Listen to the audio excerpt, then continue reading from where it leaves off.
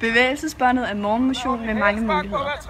Duatlon, springgymnastik, amerikansk fodbold, grundtræning, taekwondo, badminton, basketball, cheerleading. spænding. Det er også en win-win for foreningerne, fordi det er et udstillingsvindue for dem at gå ud og præsentere det her for de unge mennesker. Altså eksempelvis det, vi kører i øjeblikket, futsal eller Ultimate. Der er nogen, der aldrig har prøvet eller hørt om Ultimate. De går ud og prøver det, og måske er der en enkelt eller to, der tænker, fedt, det er skide sjovt. Det vil jeg gerne fortsætte med. Den tydeligste ting er, at dagene er forskellige. Altså med og uden bevægelsesbånd. De dage med bevægelsesbånd, og det har jeg fra eleverne, føles kortere. Det er rigtig rart at blive frisk fra morgenstunden af og ligesom komme op og dyrke sport en time før man starter.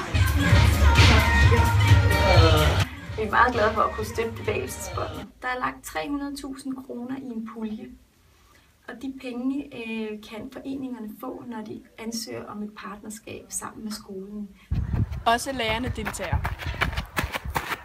Bevægelsesbåndet og andre former for fysisk aktivitet er en kæmpe fordel. Man lærer mere, bliver bedre til at koncentrere sig og bedre til at huske det, man lærer.